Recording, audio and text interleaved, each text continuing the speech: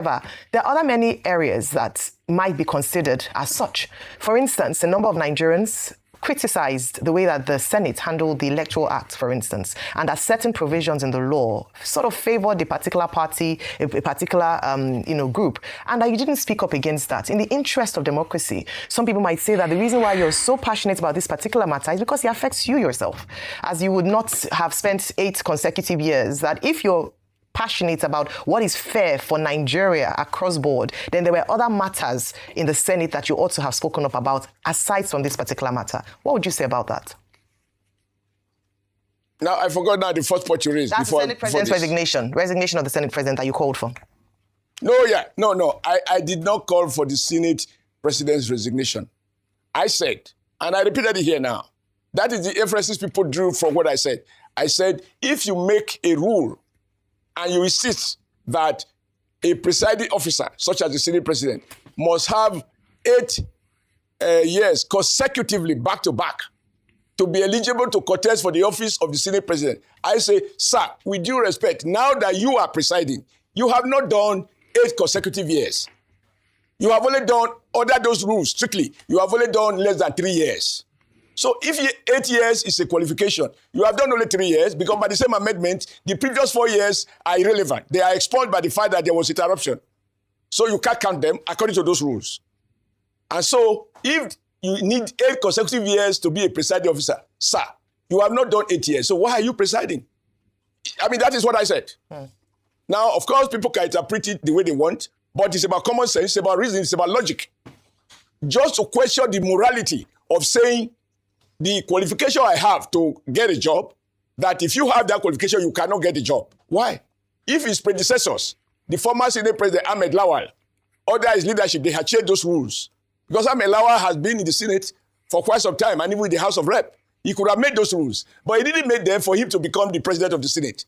David Mark didn't make those rules to become the President of the Senate. What you need is to have the support and the buy-in of your colleague. Simple. So I didn't call for his resignation. But if the law says you must do 8 years, then obviously he hasn't done 8 years. And if it's a constitutional requirement, a legal requirement, it's about the law. You can't breach the law in perpetuity. If you breach the law in error, the courts are obliged to correct the error. That is the point. Now, as for the other issue about the Electoral Act, I think people look at just one item and they didn't look at the others. First, let me speak to the one that, although you didn't amplify, you just spoke in general terms about the Electoral Act. I think the one that people are worried about is about transmission of result to IRF real time. Now, real time, you check the definition.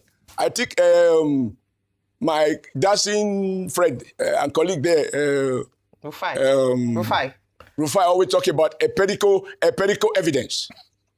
Now, what is the definition by any dictionary of reference or Google of real time? It means immediately. Now, the truth of the matter is, intentions are good, but they are not enough. You must have an environment that will allow those intentions to flourish. As it stands today, there are occasions, even in areas where you have services, for some technical problem, you find that there's no service until they are rectified.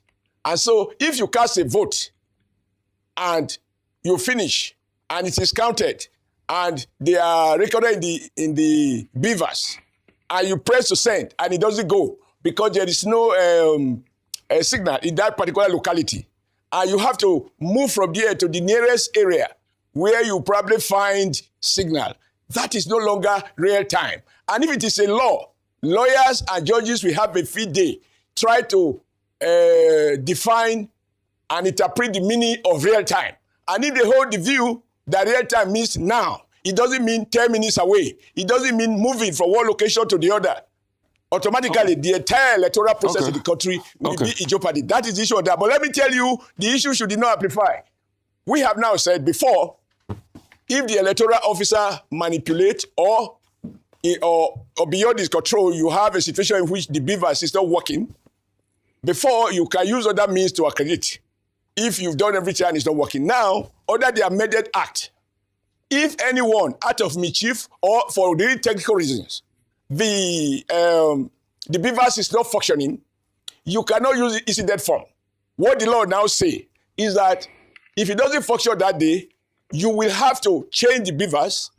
If you can't change it, the following day, you must bring another beavers and the election continues before the votes will be declared. Read it.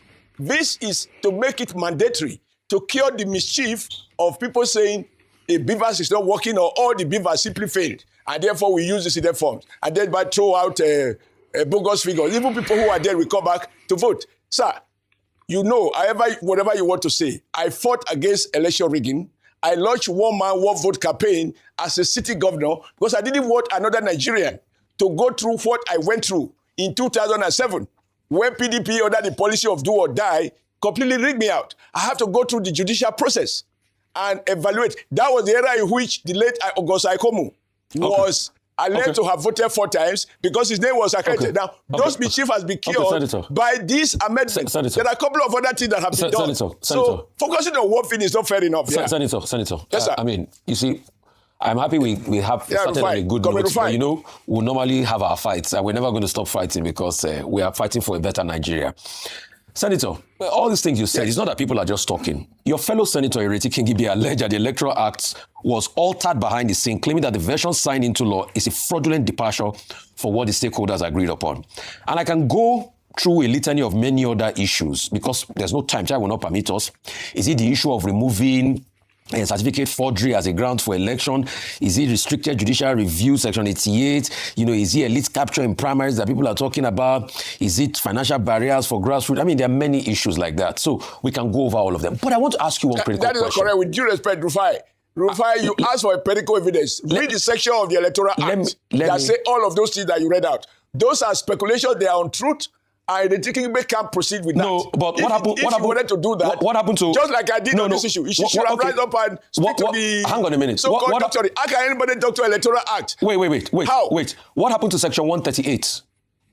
That removed presentation of forged certificate as a valid ground to challenge an election in the tribunal. What happened to that? What happened to section 138? Now, let me hear you again. Section 138 that removed that says presentation of forged certificate as a valid ground to challenge election results at the tribunal. What happened to that? What happened to that? Okay. Yeah. Okay. I still have another question. Let me add another question. No, you can add. Let's take them one by one. Let me add the second question because of time. Igbo man say, hurry the tear trouser. So no, it's not the tear trouser. Make I ask my question. But if you insist, you can proceed. Good. The second question I want to ask you is, in reacting to the issue in South Africa, you said they should nationalize MTN and DSTV. Is it that you forgot that they are Nigerian shareholders? In fact, I remember there are even more that should be done. Wait, is it that you forget that they are Nigerian shareholders in DSTV and MTN? Yes. So they should nationalize the shares owned by Nigerians there too, right? Is that what you are saying? Can I answer? Go ahead. Can I answer you? Yeah, go ahead. Now, what I said is, I am aware that MTN is quoted. And therefore, Nigerian shareholders can hold on, but we take away the South African rights. And because of the issue, I'm not sure of the legal status. That's why I say you nationalize and then you reprivatize it so that Nigerians can take it over. And the profit they are taking out of Nigeria will be retained here. There will be no South African share in it. The same goes for the other bank, RBCTH. There are quite a number of them like that. And Rufai, I am happy that after I made the point that the president of South Africa is a major shareholder in MTN. And as of the time I spoke, he has found it very convenient to keep quiet. I am also aware that during the campaign of President Ramaphosa for election to the office of President of South Africa, he made the issue that foreigners were doing the jobs of South Africans. Now the South Africans are hungry, there is no employment and so on, and they have transferred aggression against black people. So I said, when you hit Ramaphosa as president, you touch his economic interest in Nigeria, he will speak out. And call your colleagues in South Africa. Okay. They will tell you after they watch what I said on the floor of the Nigerian Senate. Thereafter, President Ramaphosa came out clearly to condemn the attack on black people. He didn't do so until I threatened his interest. Yeah. But if you ask me, allow me, excuse me. No, hang on, let me finish. When you asked, I beg you. But it's the same government that is saying they want investors. So how does that sound like when you can arbitrarily nationalize people's shares when they come to invest in your country and you want foreign direct investments? So if Nigerians have chaos with any citizen of any country, they nationalize their shares. That's how Adams Oshiomhole sees things, right? We just nationalize people's shares like that. No. Now, what I want... That's what you're saying. Rufai, sorry, not Rufai. Rufai. Go ahead. You place more weight on wealth than the life of human beings. If anything leads to the death of Nigeria, what is the value of wealth to the dead? Oh, so if it is your own value system, that investment is more important than the life of Nigerians that have been wasted and killed in South Africa, and the government is not on record as having convicted anybody to prison. And I know that those in government in South Africa are making money from Nigeria economy and cutting away that money to South Africa. Now, in my judgment, and this is a matter of value judgment, in my judgment, life is more important. We don't want investors who invest at the expense of human blood.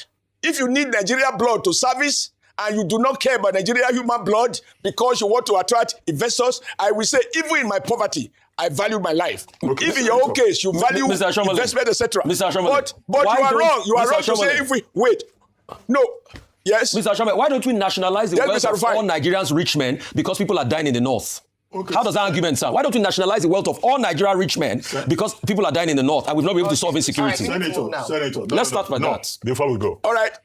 Senator, please, let me ask you this question. That's your problem. About nationalization. Even Stammer. No, you can't ask 4 questions with the answer. No, you are not talking to a deaf man. You have 3 questions you have not allowed me to answer. Okay, go ahead, please. You have obligation to listen to the person you have dragged out to come and question. Senator Adams, please go ahead. Rufai, this is to you. Rufai, this is to you. Yes.